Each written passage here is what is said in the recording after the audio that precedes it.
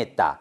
기억 되돌아 보시면 민노총도 이런 북한 지령문이 다수 발견됐다. 그래서 최근에요, 이 국가보안법 위반 혐의, 그러니까 저희가 쉽게 뭐 간첩단 의혹이라고 얘기는 하고 있지만 다 이 국가보안법 위반 혐의 간만에 들어보는 것 같은데, 자, 이게 언제부터 뭔가 계속 보도가 나온단 말이죠. 그래서 뭐냐, 자, 지금 이걸 주도하고 있는 거는 국정원입니다. 근데 국정원뿐만이 아니라 경찰, 검찰 다 같이 지금 수사를 하고 있는데, 흔히 말해 공안 수사라고 하죠. 자, 이거 왜 이렇게 많으냐, 이렇게 얘기를 하고 있습니다. 국정원 측에서는 지난 정부 때 이와 관련된 수사를 거의 하지 못했기 때문에, 그래서 그걸 다 그때 수사 조금씩 해오던 거를 다 모아서 지금 윤석열 정부 들어서 수사, 올해 몇 년 동안 수사한 걸 바탕으로 지금 압수수색하고 뭐 재판 넘기고 이제 행동에 옮기고 있다. 그러고 보면요, 최근에 이 간첩단 수사 계속 진행이 되고 있는데요, 제가 한눈에 볼 수 있게 지도를 준비했습니다. 이렇게 보면요, 제 시작은요, 제주도에서 시작이 됐습니다. 제주 흐그흐, 이게 한길회라고 지금 의심을 하고 있는데, 제주 흐그흐 이 간첩단이 처음으로 작년 연말에 압수수색 당하고 지금 이제 재판에 넘겨져 있는 상태고요. 거기에 이제 진보당 인사도 포함이 되어 있다, 이렇게 지금 검찰 수사되어 있죠. 그 다음에 제가 지난번에 한번 창원 간첩단이라고 해서 저희 뉴스터디에서 공부를 해본 적이 있죠. 창원에서 자주통일민중전이라는 단체를 만들어서 북한 지령을 받았다라는 내용 전해드렸어요. 자, 오늘 살펴볼 거는요, 요 민노총인데, 민노총은 춘천에도 얘기가 있고 경기 화성에도 있고 광주에도 지금 활동한 흔적들이 나오고 있습니다. 왜? 민노총은 전국에 지금 민노총 조직이 있잖아요. 그 밑에 북한 내 지령을 받고 뭔가 움직였다는 지금 민노총 간첩단이 지금 적발이 된 거예요. 거기에 뭐 서울의 진보당 인사들도 나오고 있고, 여기에 전교조까지 지금 강원도에서 압수수색 당했다라는 얘기가 나오고 있는 거죠. 자, 오늘은요, 이 중에서 민노총 간첩단 얘기를 해보려고 합니다. 재판에 넘겨졌거든요. 그 내용 제가 알아왔습니다. 자, 앞서 전해드린 지금까지 국정원을 중심으로 한 공안당국이 수사한 간첩단 내용 전국에 다 퍼져져 있죠. 여러 단체들도 지금 간첩단들이 적발되고 있고, 이들의 공통점이 있죠. 국가보안법 위반 혐의인데, 이 국가보안법 위반 혐의를 들여다보니 자, 공통점이 있습니다. 뭐냐면요, 북한에서 이들 간첩단을 뭐라고 표현하냐면 지하당이라고 표현을 합니다. 그러니까 지상에 있으면 안 돼요. 드러나면 안 되는 조직이에요. 이 조직은 왜냐면 비합법적인 불법 조직이잖아요. 국가보안법 위반이기 때문에. 그래서 지하당이라고 부르는데, 이들 지하당이 공통점이 있습니다. 뭐냐?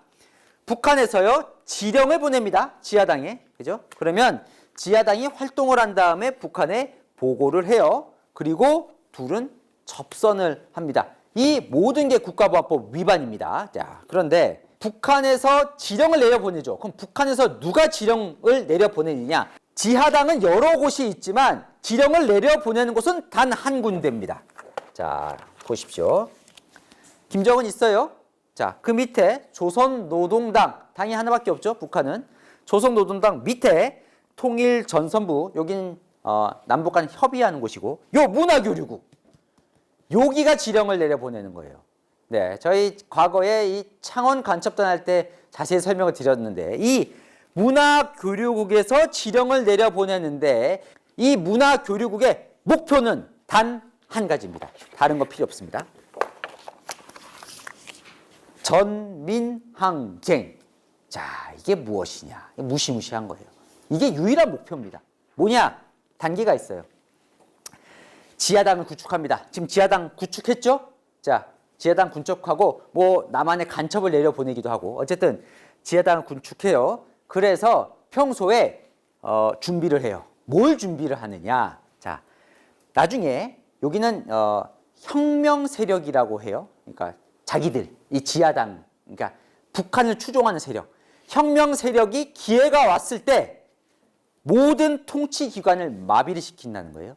그렇게 해서 반혁명 세력을 처단하고 대한민국 체제를 전복해서 북한 주도 세력으로 이 남한을 장악한다.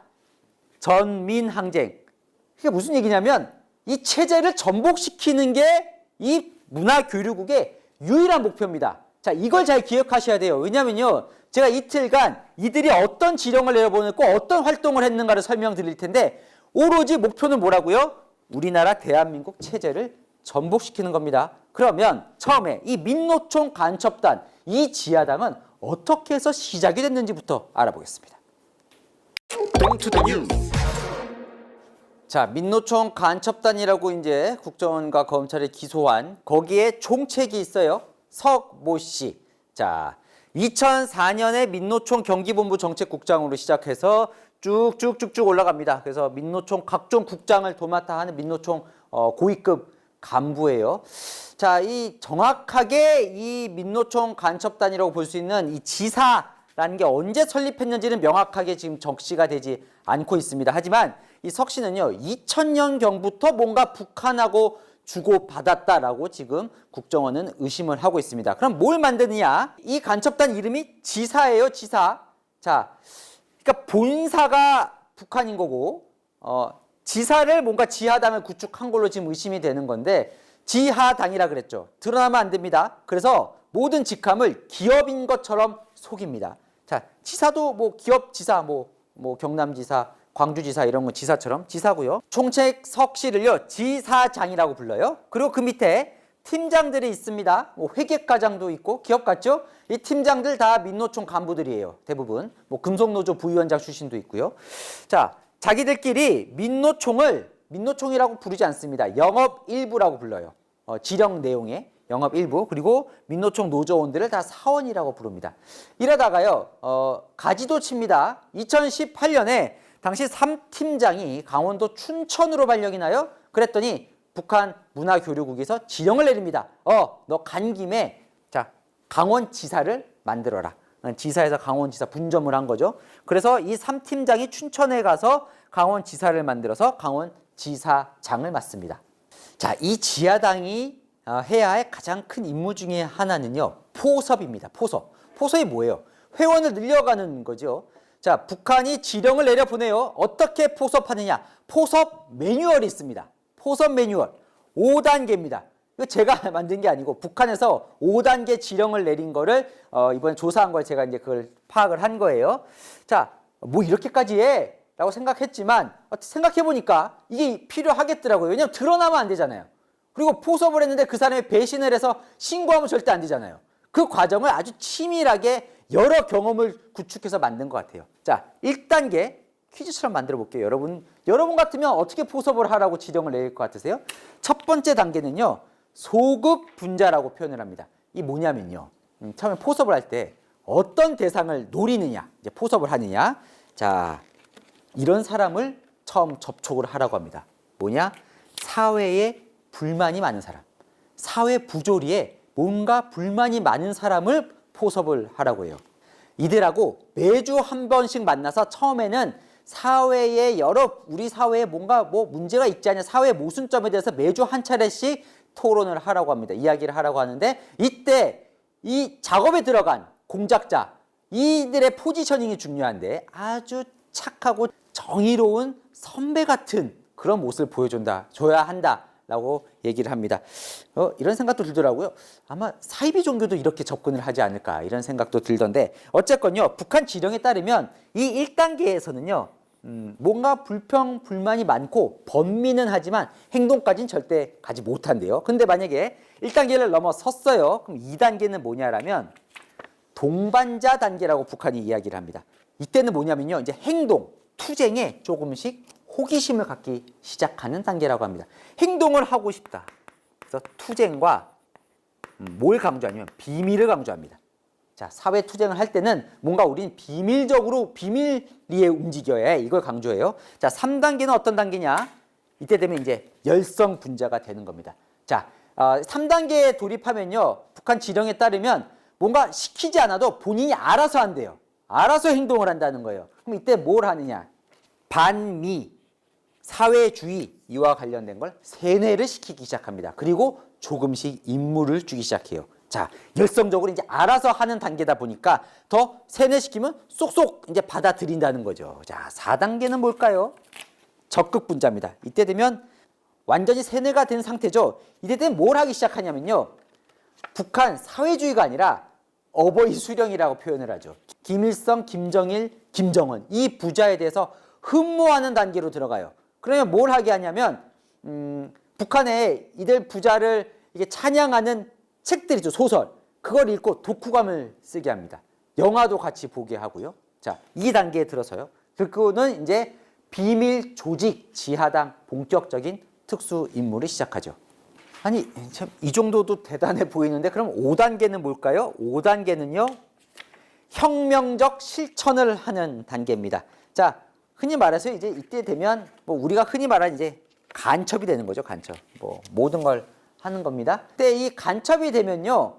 북한에서 꼭 해야 하는 게 있다고 해요. 5단계 가면. 자, 이거 상당히 저는 흥미롭던데. 잠깐 집에 들른 것처럼 위장을 한 다음에 꼭 가정을 들여다봐라. 가정 방문이 필수라고 얘기를 합니다. 북한 지령에 따르면. 그래서 뭘 알아보라고 하냐면요. 그 가정의 집안 형편과 성장 과정과 그리고 제가 빨간색으로 표현했는데 재산을 꼭 파악하라고 해요. 이 사람이 실제로 소득이 얼마인지. 그 이유는 나와 있지 않습니다. 지령을 보면. 재산을 파악하라고 꼭 이 부분을 강조하거든요. 했을까요? 이건 여러분들이 한번 판단을 해보시죠. 그럼 만약에 자 이렇게 포섭이 됐어요. 그럼 이제부터 뭘 하는 걸까요? 자 이렇게 포섭된 이들은요. 뭘 할까요? 기가 막힙니다. 한번 포섭됐다고 끝이 아닙니다. 계속 세뇌를 시키죠. 자 충성 맹세문을 주기적으로 올립니다. 북한에. 자, 이 석 지사장이 올린 충성 맹세문 국정원이 확보한 보고문 보면요. 충성 맹세문 이렇게 적혀 있습니다. 자, 이남 사회에 김일성, 김정일 주의와 위협을 빛나게 실현하기 위해 한몸 바쳐 투쟁할 것을 결의합니다.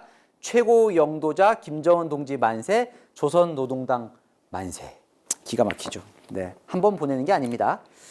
2022년 1월 30일에도 이런 맹세문을 보냅니다. 사무치게 그리운 위대한 김정일 장군님은 우리와 함께 계십니다. 우리 이남의 전사들을 자기들이겠죠. 혁명의 전사라 감 높게 호명해 주신 김정일 장군님. 제가 뭐 2개만 추려온 거예요. 더 있습니다.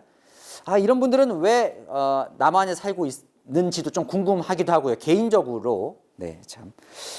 이런 사람들이 지금 대한민국 민노총 간부로 그때 그동안 활동을 해왔던 거죠. 국정원 조사가 맞다면요. 자, 이 정도면요.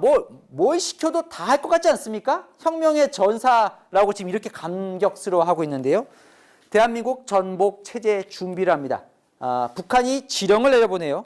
2019년 1월 24일 청와대에 송전성망 체계 자료를 입수하여 이를 언제든지 마비시키기 위한 준비를 갖춰라. 청와대에 여러 가지 이제 전선들 어디에 배치되어 있는지 배치도가 있잖아요. 그거를 전성망을 확보하라는 거예요.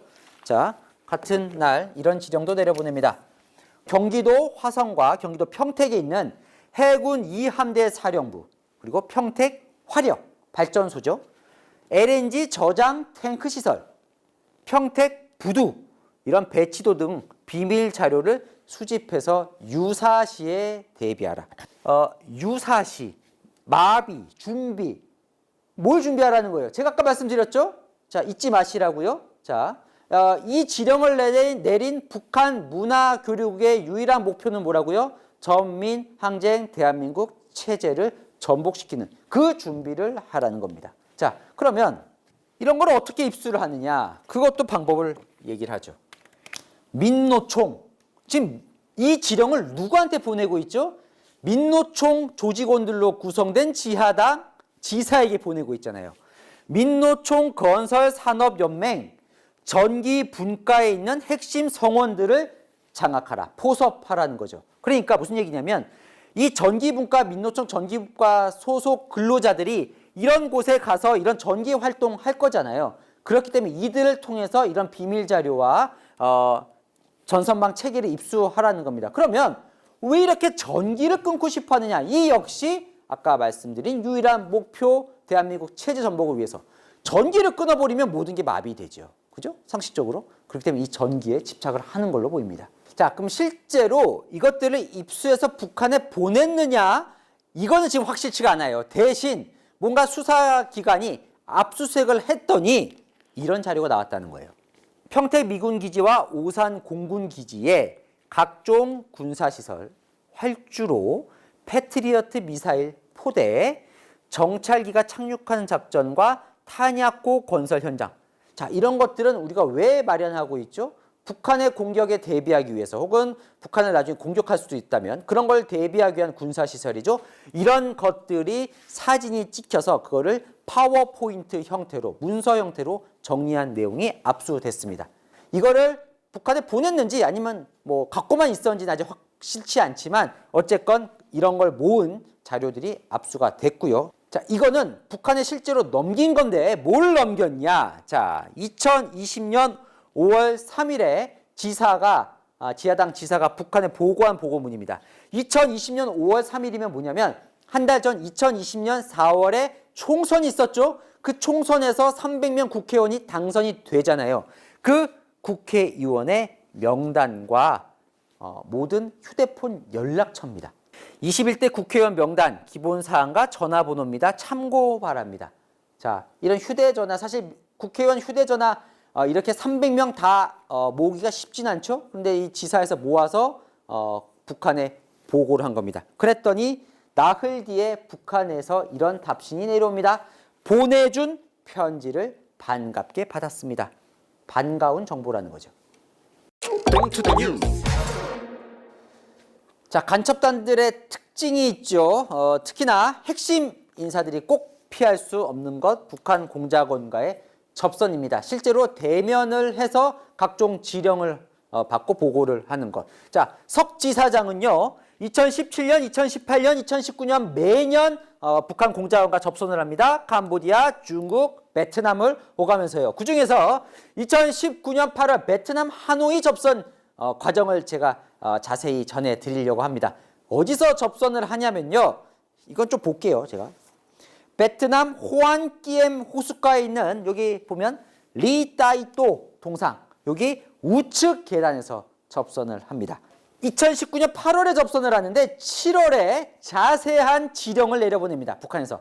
어떻게 접선을 할 거냐. 자, 하남 지사에서 만나자 그래요. 하남 지사가 요 하노이를 또 은어로 표현을 한 겁니다. 여러분, 은어가 계속 나와요. 이 은어 잘 보셔야 됩니다. 네. 뭐라고 지령을 내리냐면요. 자, 그래. 너 베트남에 있는 공항에 도착을 한다면 8월 택시를 타고 어디로 가라고 하냐면요. 여기로 가라고 합니다. 이 주소로 가라고요. 왜 이 주소로 가라고 하냐. 자, 처음에 접선을 하려면 휴대전화가 있어야죠. 휴대전화가 들키지 않게 하려면 유심카드를 바꿔야 되는데 보통 현지에서 유심카드를 살 때는 여권을 내야 유심카드를 살 수 있다고 합니다. 베트남에서 신분을 확인해야 되니까요. 그런데 이 가게에서는 신분을 확인하지 않고도 유심카드를 판다는 거예요.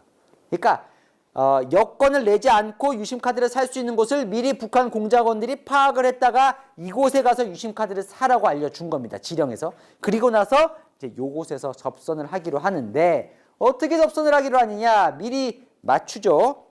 자, 은어에 동사장 나오는데요. 이 동사장이라고 제가 지은 거라고 생각하시면 안 되고요. 북한이 다 지령을 내려보낸 은어들입니다. 예시 대화문까지 다 지령에 나와 있는 내용들이에요. 보시면 본사, 그러니까 북한 자기네들을 동사장이라고 부르고요.